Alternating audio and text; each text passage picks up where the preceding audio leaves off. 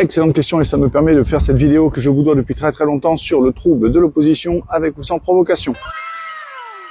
Comme d'habitude, vous verrez, vous entendrez dans cette vidéo des choses que vous ne verrez, vous entendrez nulle part ailleurs. Ouais, c'était dur à dire ça. Donc TikTok, je m'en vais dans ce soleil couchant et de ce pas tranquille et sûr qui me caractérise, vous parlez du TOP, trouble de l'opposition avec ou sans provocation. Aziz Light.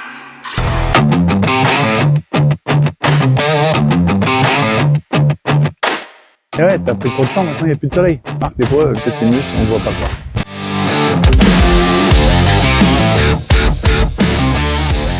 Le trouble de l'opposition avec ou sans provocation peut apparaître extrêmement tôt chez l'enfant, dès l'âge de 2 ou 3 ans. Il va se constituer notamment lorsque l'enfant ressent qu'il est face à une tyrannie. Il y a quelque chose de dissonant dans les instructions qui lui sont données et son besoin d'amour, d'attention et d'être reconnu comme étant un sujet du désir et non uniquement un sujet du langage. Pour les étudiants, je vous renvoie sur l'erreur d'Itard avec l'enfant de l'Aveyron. Prenons une situation hypothétique d'un enfant qui désire faire du vélo sur le parking et qui demande à sa mère « Maman, est-ce que je peux faire du vélo avec mon copain Mathieu sur le parking, s'il te plaît ?» Sa mère lui répond « Non, mon chéri, tu sais très bien que c'est trop dangereux. » L'enfant va prendre en compte cette objection et va réciproquer. « Et si je mets un casque ?» Là, vous avez deux possibilités. Ou vous avez le temps de traiter la demande de l'enfant, ou vous ne l'avez pas. Si vous n'avez pas le temps, alors vous allez faire preuve d'autorité pour arrêter la conversation. L'idéal étant de ne pas prendre l'objection de l'enfant comme une provocation pour vous. Il s'agit pour l'enfant d'essayer de s'adapter à son environnement et notamment aux contraintes qui sont les siennes. Exemple. Mais si je mets mon casque? Oui, c'est vrai que le casque, c'est une bonne idée.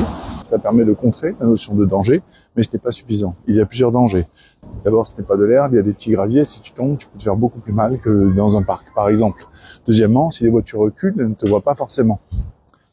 Ces objections-là sont fondées à partir du moment où vous entendez son désir et vous lui montrez comment on peut atteindre la réalisation de sa demande. C'est-à-dire, plus tard, je mettrai un petit fanion à ton tricycle, de manière à ce que les véhicules qui reculent puissent te voir. Deuxièmement, je voudrais que tu mettes des genouillères et des gouttières, etc., etc., etc. De manière à inviter l'enfant à réfléchir, c'était une bonne chose de chercher à mettre un casque. Il a pris en compte la notion de danger. Il ne faut pas le contrer, il faut l'inviter. De même, si ce n'est pas possible maintenant, ça ne veut pas dire que ce sera jamais possible. Et lorsque vous avez envie de réaliser le désir de l'enfant, eh bien l'enfant le sent. Alors bon, là maintenant c'est un peu difficile, mais je comprends que ça peut être frustrant. Si tu veux, je vais faire les devoirs avec ta sœur, puis je vais faire un peu à manger, et puis on en prendra 5 minutes pour descendre si tu veux. Mais le mieux, ce serait que nous allions au parc le mercredi pour que tu puisses faire du vélo pendant plus longtemps. Pendant le live, je prends aussi souvent l'exemple de l'enfant qui veut mettre les doigts dans la prise. En tant que parent, techniquement, je ne lui interdis pas la découverte du monde, mais je l'autorise à survivre au-delà de sa rencontre avec la prise. Mais l'enfant le vit comme une tyrannie. Vous notez là que le fait que je dise que les parents sont tyranniques ou que l'enfant vive une tyrannie ne signifie pas que les parents, les donneurs de soins, soient malveillants. Cependant, pour l'enfant, il faut comprendre que c'est anormal. L'adulte utilise la prise de courant pour brancher son téléphone, pour brancher l'aspirateur, pour brancher n'importe quoi, mais lui, lorsqu'il essaye de découvrir cet objet qui était resté hors de sa portée jusqu'alors, il se retrouve face à un interdit qui est pour lui incompréhensible. L'idéal dans ces cas-là se passe en 2 temps. La première, c'est de ne pas s'arrêter à lui dire un non autoritaire pour lui faire comprendre que vous avez dit non parce que vous avez dit non. Et comme il n'a pas la puissance de se défendre et subvenir à ses besoins et ses désirs, alors il va se retrouver face à une impossibilité de s'adapter à son environnement et notamment à votre autorité. L'idée, c'est de pouvoir lui acheter une prise murale, si possible aussi proche que possible de celle qu'il voulait explorer mais qu'il n'a pas pu, d'enlever les aspérités. Ça va les mouettes là? Eh ben ouais, mais je tourne une vidéo les mecs. Ouais, je vous appelle les mecs.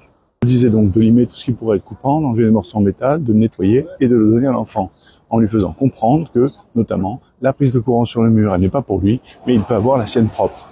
Même si l'enfant ne comprend pas ce que vous lui racontez, il est toujours conseillé de parler à l'enfant et de lui faire savoir que, au-delà de cette interdiction, il existe une raison qui n'est pas contre lui et qui lui échappe encore. De plus, en sentant que vous cherchez à le satisfaire, alors il se sent entendu dans son besoin, même si vous n'êtes pas à même de le satisfaire immédiatement. Regardons maintenant la réaction de la frustration. Ça peut être difficile pour un enfant. L'enfant n'a pas forcément les outils pour réguler ses émotions. Lorsqu'il fait preuve de frustration, il commence à chouiner, à râler ou à se plaindre. C'est là que, la plupart du temps, les parents le trouvent désagréable et commencent à faire des phrases qui rejettent son état émotionnel. Oui, tu fais un caprice, on peut rien te dire, tu es insupportable, je supporte pas quand t'es comme ça, t'es jamais content, t'es jamais satisfait. Et on blâme l'enfant pour ressentir ce qu'il ressent. Au contraire, on peut l'inviter à être à l'aise avec ce qu'il ressent. Oui, je comprends que tu sois frustré, c'est normal. Si tu veux un peu d'espace, je te laisse. Si tu veux un câlin, et je te ferai un câlin. Non, il y a trop de bruit, les vagues. Mais ouais, mais ça fait un boucan pas possible. Ben, tu te prends pour l'océan, la Méditerranée, je suis désolé. Vous pouvez reconnaître à l'enfant le droit de ressentir ce qu'il ressent. Je comprends que tu sois frustré, c'est normal d'être en colère. Moi aussi, des fois, je suis frustré. Si tu as envie d'un peu d'espace, je te le donne. Si tu veux un réconfort et un câlin, je te le donne. En attendant, il faut qu'on avance. Je vais faire à manger pour ton petit frère, ta petite sœur. Je vais faire quelque chose. Lorsque l'enfant se sent face à une tyrannie, il va ressentir toute forme d'autorité, toute forme de consigne comme quelque chose qui le heurte. Il va donc s'y opposer. Lorsqu'il va rencontrer une forme d'autorité, adulte, parentale, professorale, il va immédiatement exister de la seule manière qui est connue de lui, c'est-à-dire dans la résistance. Il existe parce qu'il provoque chez l'autre une réaction affective. Même si c'est le négatif, c'est sa seule façon d'exister au monde. Pour désamorcer un TOP, il faut lui faire comprendre pourquoi les instructions lui sont données. Cette solution ne nous vient pas de la littérature psychologique, mais elle vient bien de la philosophie de Platon, dans un livre qui s'appelle Les Lois, dans lequel il parle de faire l'éloge de la loi. Car toute loi qui n'est pas dans l'avantage individuel ne sera jamais suivie. Nous reprendrons ce sujet passionnant du trouble de l'opposition avec ou sans provocation, mais vous avez déjà quelques pistes pour comprendre d'où cela vient et comment le désamorcer pour remettre l'enfant très à l'aise.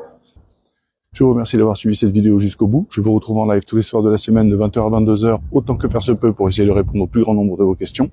À bientôt.